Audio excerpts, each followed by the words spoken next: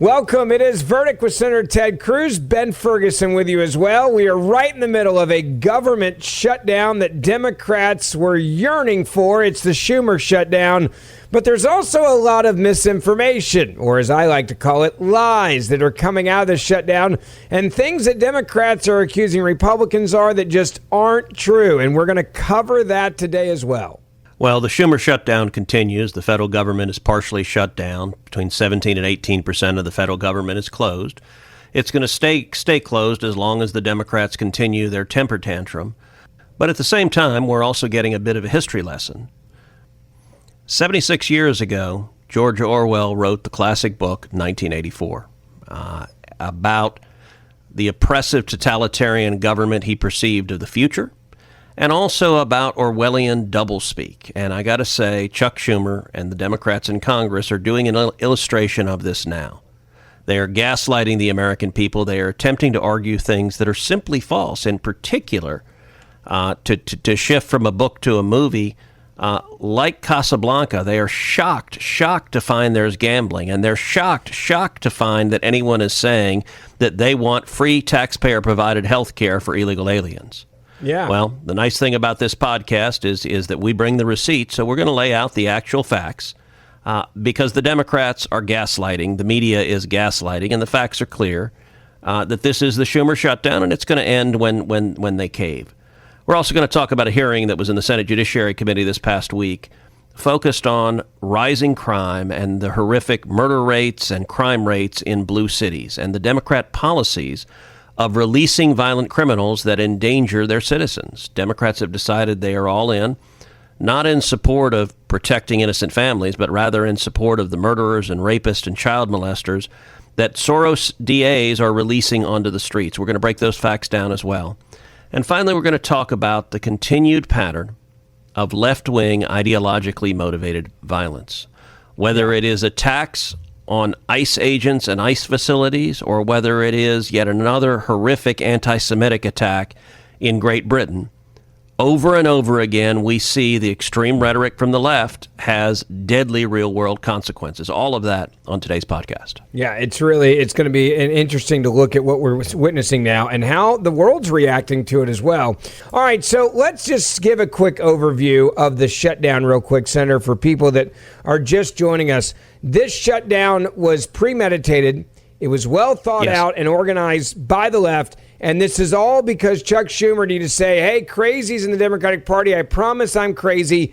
Please, AOC, don't primary me and don't get rid of me as being your leader.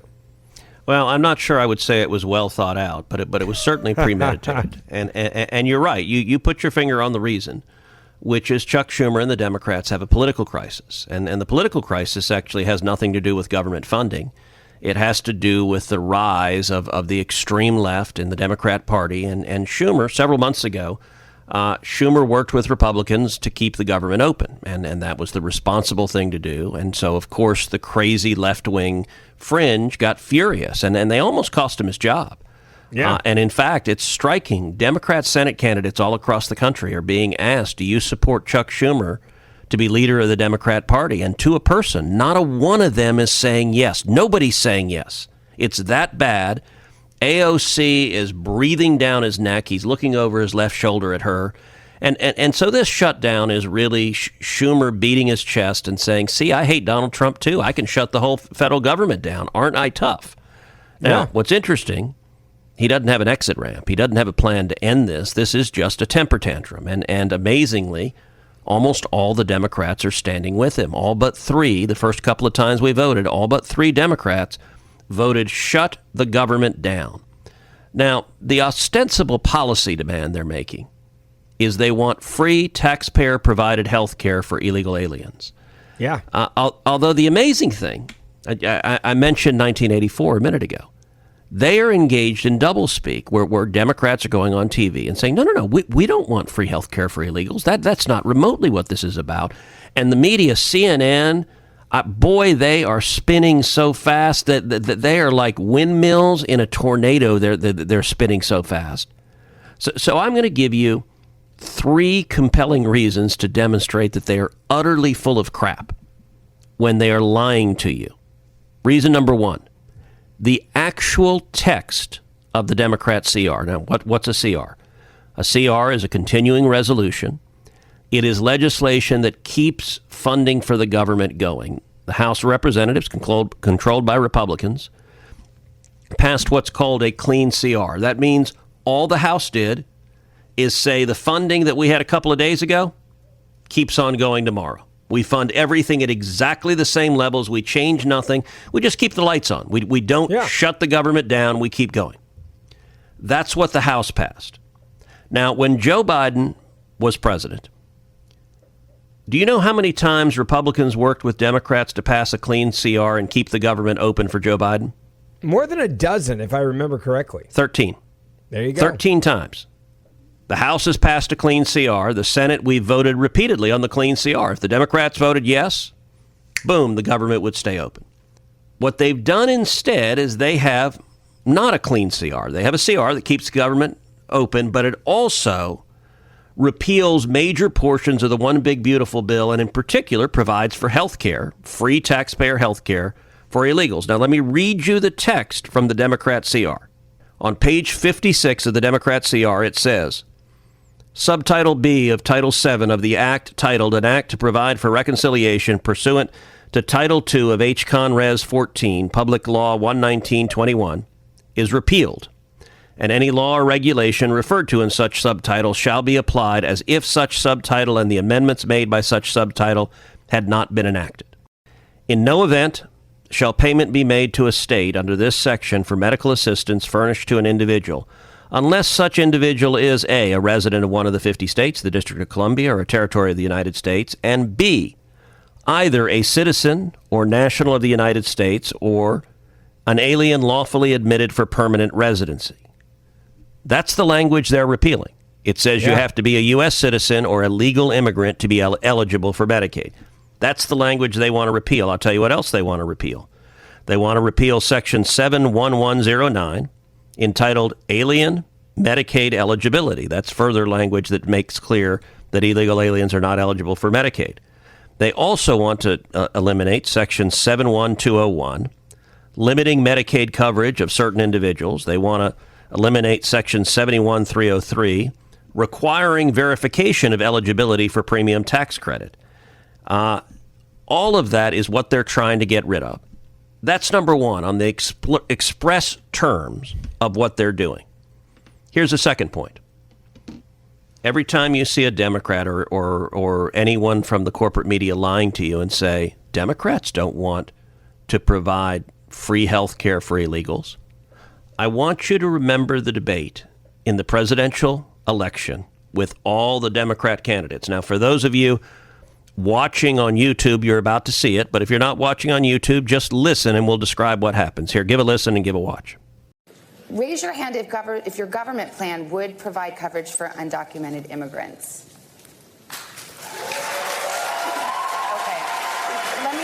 That's everybody, Senator. Everybody.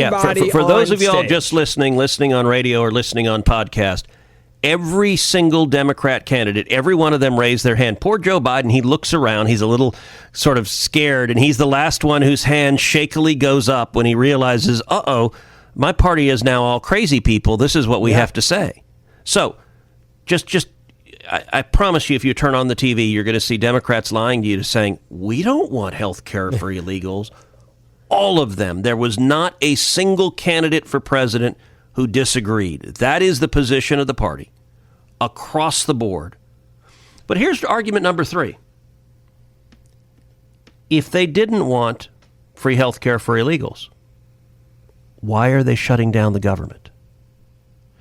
They say right now, well, existing law prohibits providing health care to illegals, and they're deliberately lying to you. If that's true, why would they want to repeal the language from the reconciliation bill that blocked illegals from getting the benefits?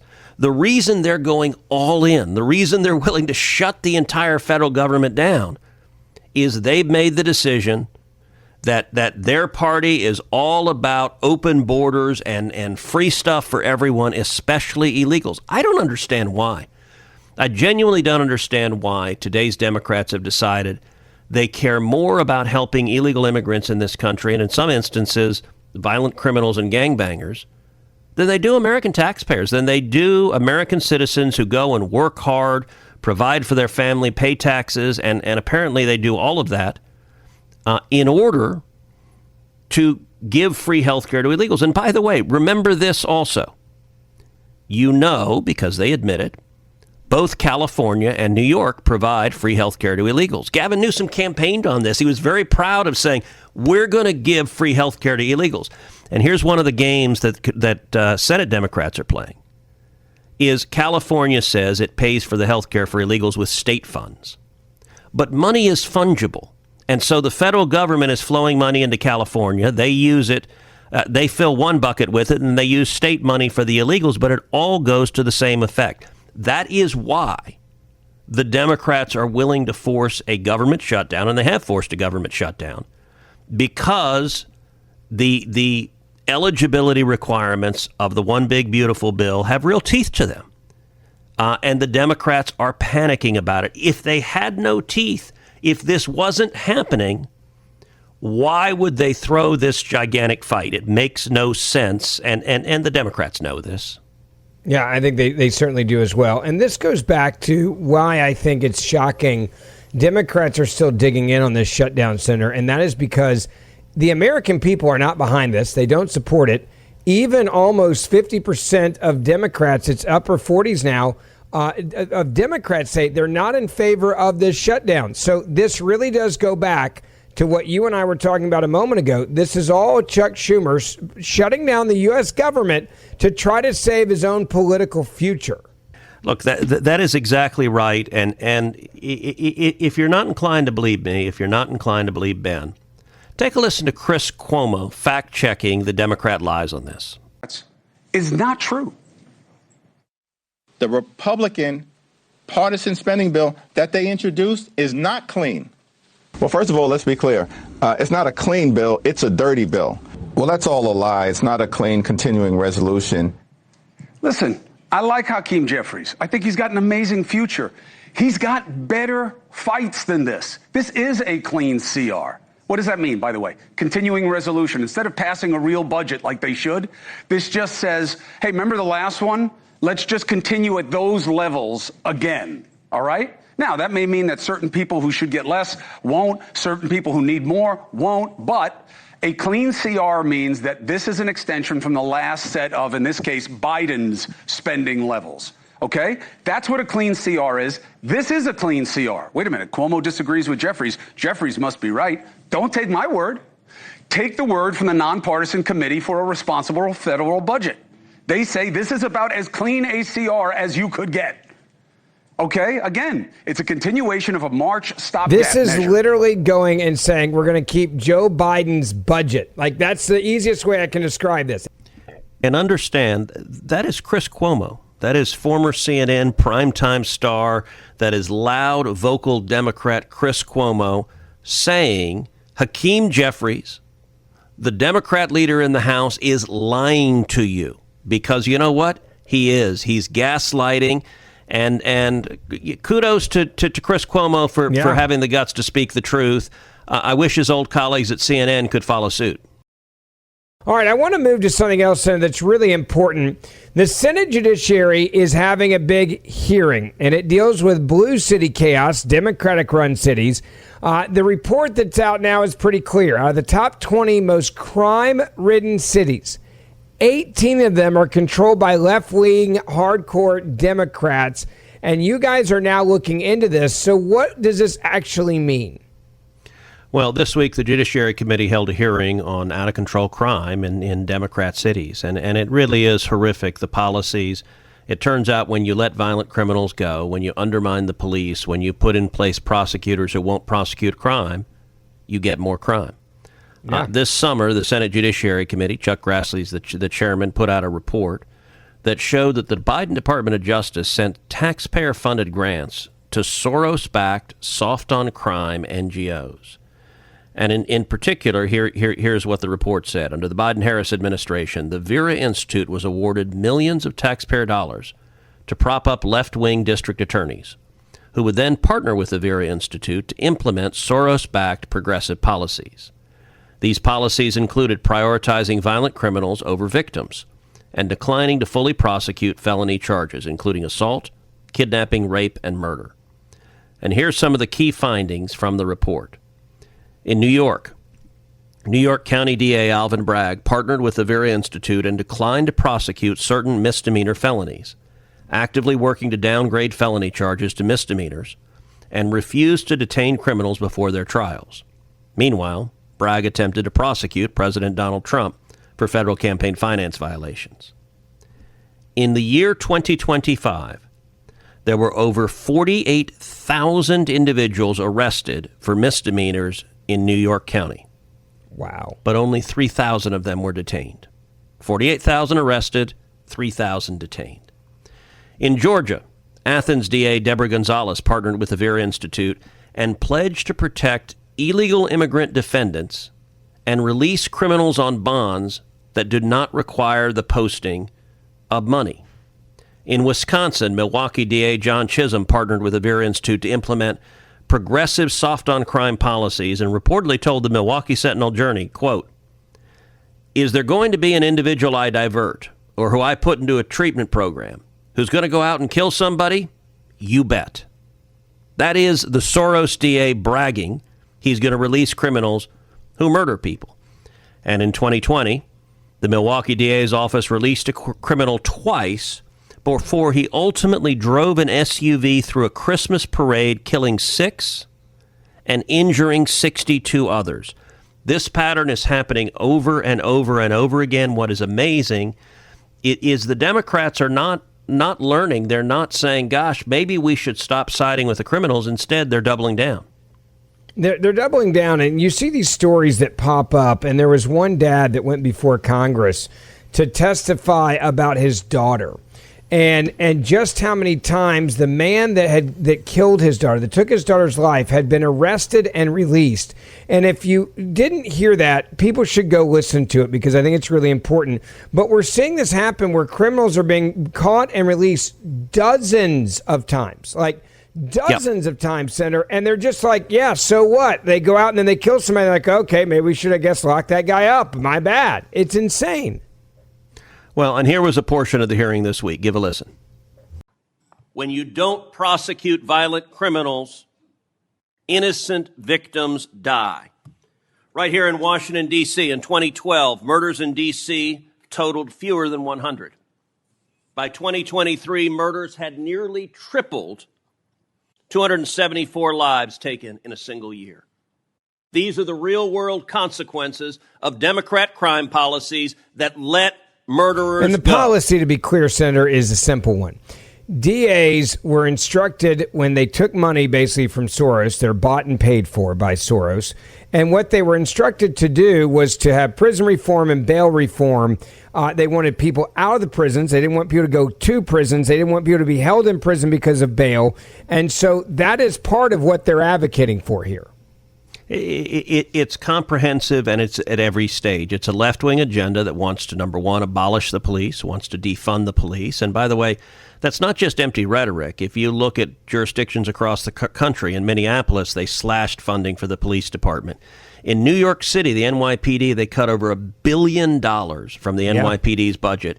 In Austin, Texas, our home state, $150 million cut from the police department. So that's one way they do it, is they attack the police directly to wanting to either abolish or defund the police. But secondly, they go after DAs. And George Soros has spent tens of millions of dollars funding DA campaigns for radicals who've gotten elected in many major cities across the country. And when they get in, they refuse to prosecute violent criminals. They downgrade felonies to misdemeanors.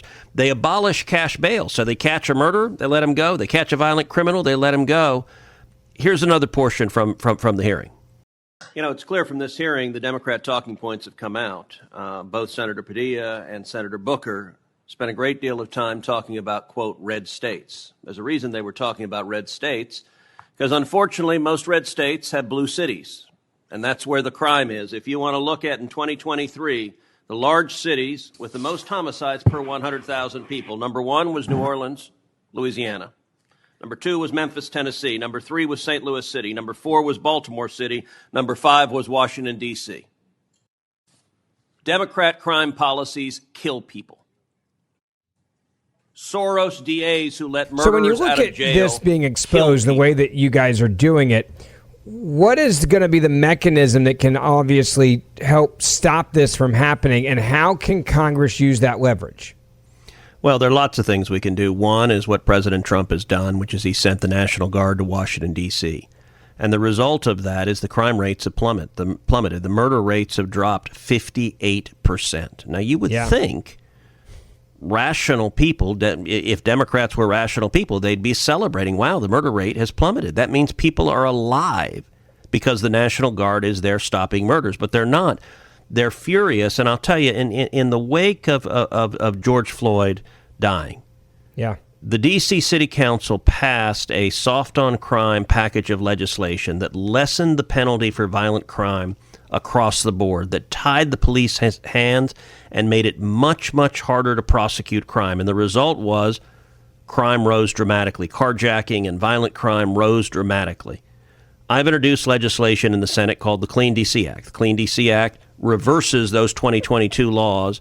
It reinstates tougher penalties on violent crimes, and it allows the police to actually go after the violent criminals.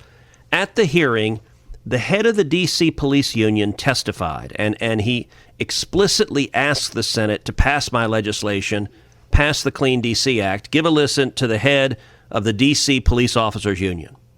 That is why we also support the Clean D.C. Act. It begins the process of undoing harmful legislation, restoring balance, and rebuilding MPD's strength.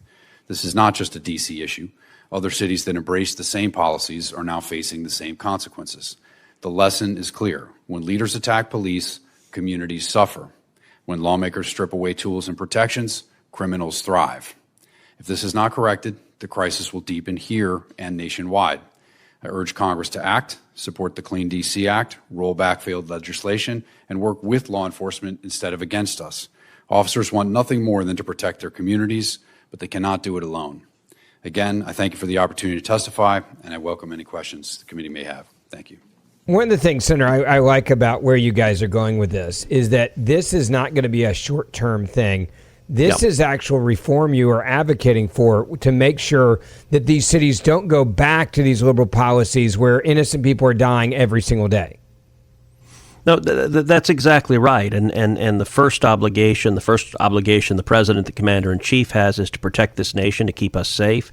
The first obligation really every elected official should put front and center is protecting the health and safety of the men and women you're elected to represent. And you know, it is striking, just like we talked about a minute ago with the shutdown, where the Democrats are engaged in gaslighting. You heard in the segment I was talking about what both Cory Booker and Alex Padilla said in that hearing, where they both had talking points almost exactly the same, where they said, well, you know, there are bad crime stats in a bunch of red states, and they went through a bunch of red states, and they're right, there are red states where the crime stats are problematic.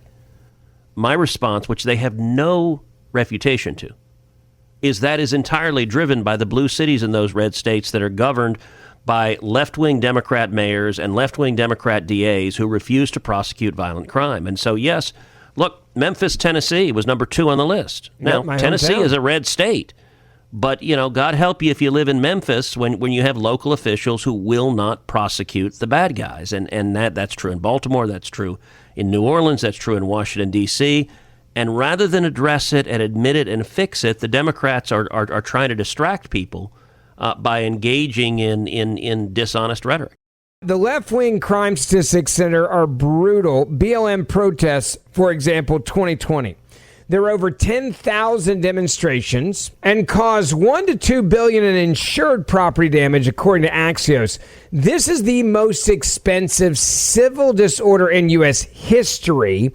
There were also 19 Americans, these are the conservative numbers, who died directly caused by the demonstrations. And that's another data point that the left and the media does not want to talk about. But if you look at this and you see what the Democrats have done to our cities, and the fact that this has all been, I think, bought and paid for, funneled money going into these groups that are advocating for this type of organized violence. That's the other thing that scares the hell out of me. Well, and I want to draw a linkage between each of the stories we're talking about today, which is that we see left-wing policies that undermine law enforcement, that seek to abolish or defund the police, that put Soros prosecutors in office, that release violent criminals, and you see the result being more and more violent crime. You then see Democrats engaging in rhetoric to obfuscate, to hide that, to pretend it's not happening.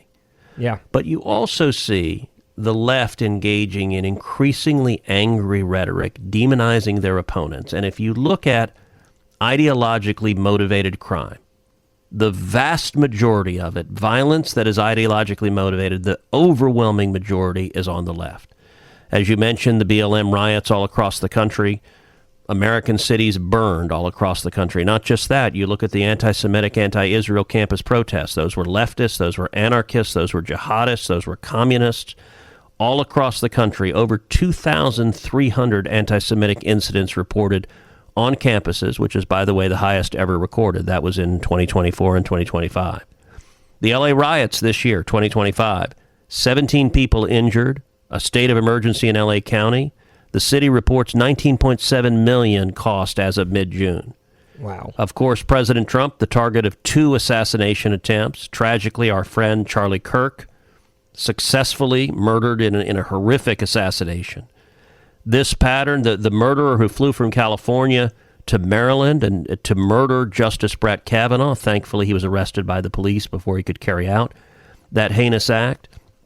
But, and by the way, you go back to 2017, when a gunman came to Washington, D.C., looking for elected Republicans to murder, went to the congressional baseball practice and opened fire, hitting multiple elected Republicans, nearly killing Steve Scalise. Had the bullet been an inch one side or the other, Steve, a good friend, would have been killed that day. Instead, he was injured badly. Thankfully, he survived.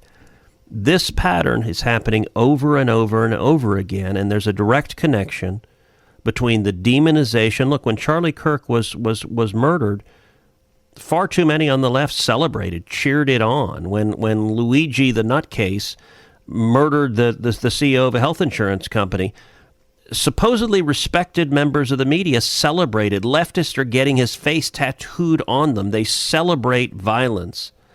And this week, we saw 2 more instances happen.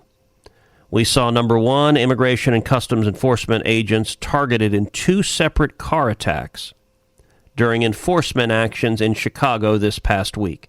2 different car attacks. It turns out that when Democrats demonize ICE, when they call them Nazis, as the Democrats have done over and over and over again, our last podcast, we played a whole clip of Democrats calling ICE and law enforcement Nazis and Gestapos. It turned out when you use that kind of language, there are lunatics who listen to it and move to violence. As you know, I was on the ground in Dallas and was on site within minutes of the sniper attack at the ICE facility in Dallas by a deranged leftist who wrote his left-wing agenda on the shell casings, emulating what Charlie Kirk's murderer had done. This pattern is happening over and over and over again. And I got to say, it's disturbing. I don't see many Democrats modulating.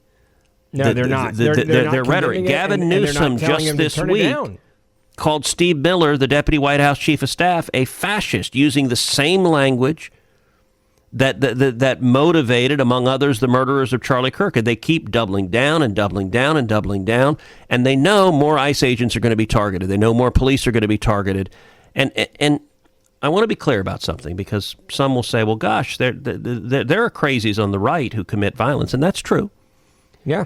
But if you look at ideologically motivated violence, the crazies on the right who commit violence are usually just mentally deranged people. So, or to put it a little different, liberals can be the victims of violence as well. So Nancy Pelosi's husband was attacked by a deranged, mentally ill person with a hammer. Now, that was tragic, but I would not describe that as ideologically motivated violence. He was simply a victim of a mentally ill person engaging in an act of violence. And that's horrific. And there's a difference. You and I didn't celebrate that.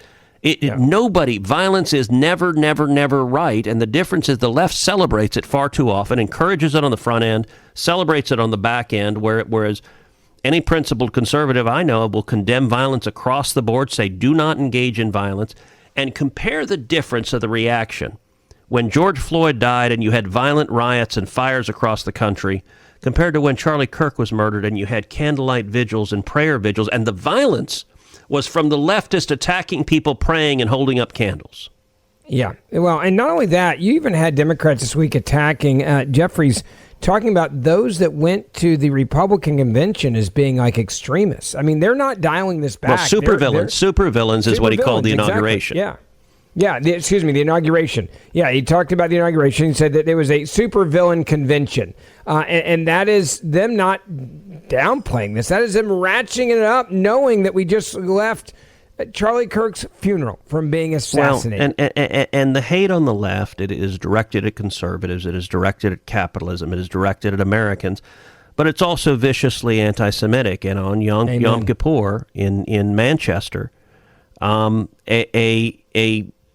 Syrian, ironically, with the name, wait for it. What was the name of this murderer? His name is Jihad. Yeah, al-Shami, and he targeted worshipers at a synagogue on Yom Kippur. This pattern is happening over and over and over again, and it's wrong, and we need to stand against it. Amen to that. Don't forget, we do this show as a podcast 3 days a week. So if you're listening on the radio, make sure you download this podcast Monday, Wednesday, and Friday. We're going to have a lot of news that's going to be breaking. Obviously, that deals with the government shutdown. If you want to know what's happening behind the scenes, that is reason number one to download Verdict with Ted Cruz, because each and every day as this continues to unfold, we're going to have the news that matters to you the most. Because guess what? This is going to happen in the Senate. That is where Senator Ted Cruz is, and that's the best part about getting co-host with him is I get to hear, just like you do, what's happening behind the scenes before it's even hitting the media, so you'll know exactly what's going on. Also, if you want to watch this, you can watch us on YouTube as well. So you can watch us on YouTube, as we do most of these now on video, and download Verdict with Ted Cruz wherever you get your podcasts. And Senator and I will see you back here next week on this radio station and on the podcast Monday, Wednesday, and Friday.